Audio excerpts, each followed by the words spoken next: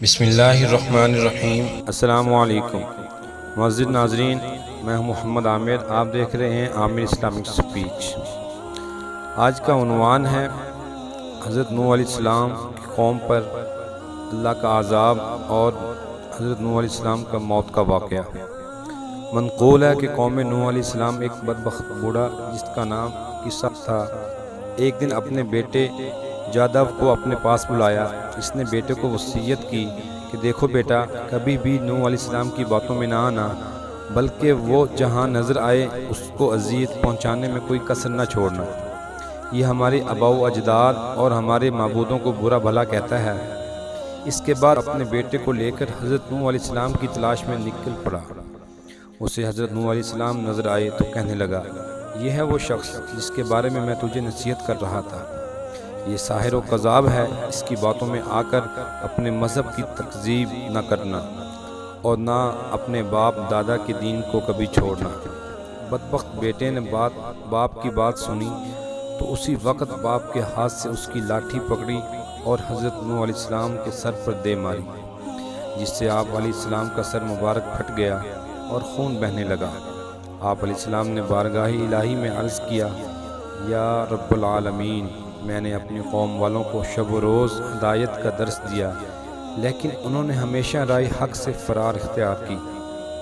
پھر فرمایا، اے اللہ، اگر تو ان پر نظر رحمت فرماتا ہے تو انہیں ہدایت کا راستہ دکھا، یا مجھے ان بلاؤں پر صبر عطا فرما، کیونکہ اب طاقت صبر ختم ہو گئی ہے اور ان کی حرکتیں برداشت سے باہر ہو گئی ہیں۔ کاش مجھے علم ہوتا اس قوم سے کوئی بھی ہدایت پا لے گا۔ ارشاد باری تعالیٰ ہوا، ہم نے نوح کے پاس وحی بھیجی کہ اب تمہاری قوم میں کوئی ایمان لانے والا نہیں ہے، جنہیں ایمان لانا تھا وہ لا چکے۔ القرآن۔ پھر ارشاد باری تعالیٰ ہوا، اے نوح، اب ہدایت پانے والوں میں نہ تو باپ کی صلبوں میں اور نہ ماں کے ارحام میں کوئی باقی رہا ہے۔ تو پھر جناب نوح علیہ السلام نے عرض کیا، یا رب العالمین، تو خطہ زمین پر کسی کافر کو زندہ نہ رکھ۔ حضرت نوح علیہ السلام کی دعا قبول ہوئی اور عذاب کا حکم جاری ہو گیا۔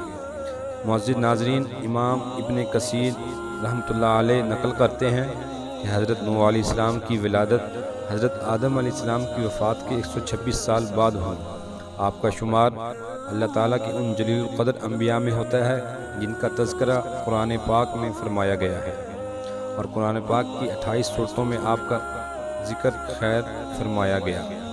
آپ علیہ السلام نے پیغمبروں میں طویل ترین عمر پائی، اس کے باوجود آپ کا کوئی دانت نہ گرا، نہ کوئی بال سفید ہوا۔ عبادت اور ریاضت کا یہ عالم تھا کہ دعوت و تبلیغ، رشد و ہدایت کے باوجود دن رات میں 1000 رکعت ادا کرتے۔ آپ علیہ السلام ہی کو اس سلسلہ میں اولیت حاصل ہے کہ آپ علیہ السلام کی بددعا سے امت ہلاک ہوئی، باوجود اس کے کہ آپ علیہ السلام کی قوم کے لوگ سخت اذیتیں دیتے، لیکن پھر بھی آپ علیہ السلام ان کے ساتھ حسن سلوک فرماتے، یہاں تک کہ آپ علیہ السلام کے گھروں میں جا جا کر تبلیغ فرماتے، جس کی وجہ سے لوگ آپ کو مجنون اور دیوانہ کہا کرتے تھے۔ منقول ہے کہ طوفان نوح علیہ السلام سے قبل قوم نے آپ کو اس قدر اذیتیں دینا شروع کر دی تھیں کہ وہ آپ علیہ السلام کو اتنا مارتے کہ آپ علیہ السلام کے اعضاء ٹوٹ جاتے اور آپ علیہ السلام شدت تکلیف سے بے ہوش ہو جاتے، اور آپ علیہ السلام کو اٹھاتے، کمبل میں لپیٹتے، اس خیال سے کہ گھر پھینک جاتے کہ اب مر جائیں گے۔ کئی بار ایسا ہوتا کہ گھر میں پھینک کر اوپر پتھر بھی ڈال دیتے۔ رات کو جبرائیل علیہ السلام آ کر پتھر اٹھا کر پھینکتے اور آپ علیہ السلام کو وہاں سے نکالتے۔ آپ پروں کو زخموں پر ملتے، جس سے زخم فوراً ٹھیک ہو جاتے۔ اگلا دن ہوتا تو آپ علیہ السلام پھر قوم کو گمراہی سے نکالنے کے لیے نکل پڑتے۔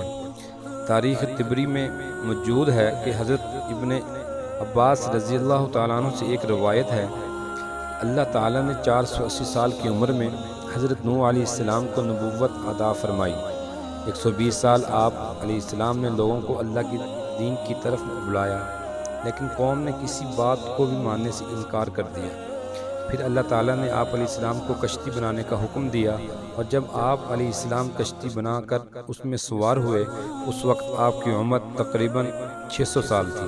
پھر عذاب نازل ہوا اور تمام سرکش و نافرمان پانی کے عذاب میں غرق ہو گئے۔ حضرت ابن عباس رضی اللہ تعالیٰ عنہ فرماتے ہیں کہ نوح علیہ السلام نے کشتی کے بعد 350 سال مزید زندہ رہے۔ حضرت کعب رضی اللہ تعالیٰ عنہ فرماتے ہیں کہ حضرت نوح علیہ السلام کی وفات کا وقت قریب آیا تو آپ علیہ السلام ایک پہاڑ پر سیر فرما رہے تھے۔ حضرت ملک الموت روح قبض کرنے کے لیے تشریف لائے تو آپ علیہ السلام کے پیچھے پہاڑ پر تشریف لے گئے۔ جب ملک الموت کا سامنا حضرت نوح علیہ السلام سے ہوا تو عرض کی موت کا وقت ہو چکا ہے۔ حضرت نوح علیہ السلام نے موت کی تکلیف کا تصور کیا تو زوردار نعرہ بلند کیا، حتیٰ کہ یہ سن کر جنگل کے تمام جانور جمع ہونے لگے۔ پھر آپ علیہ السلام نے ملک الموت سے برائے تعلیم امت فرمایا، مجھے اتنی مہلت دی جائے کہ میں اپنے گھر والوں سے رخصت ہو لوں۔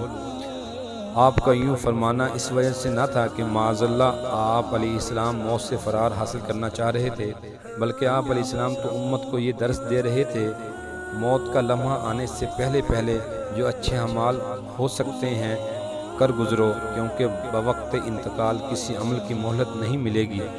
چنانچہ ملک الموت نے کہا کہ مجھے اس کی اجازت نہیں۔ یہ سن کر آپ علیہ السلام نے فرمایا، اس جنگل میں میری نماز جنازہ کون پڑھے گا؟ ملک الموت نے کہا، ابھی جبرائیل علیہ السلام ملائکہ کی ایک جماعت کے ساتھ سفر میں ہیں جو اسی مقصد کے لیے آ رہے ہیں۔ یہ معلوم ہوا تو آپ علیہ السلام وعدہ الہی کی تکمیل کے لیے رضامند ہو گئے۔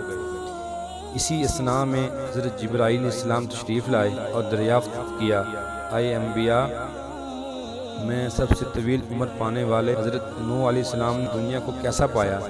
حضرت نوح علیہ السلام نے فرمایا، یہ دنیا اس مکان کی مثل ہے جس میں 2 دروازے ہوں، ایک سے داخل ہوئے دوسرے سے نکل گئے۔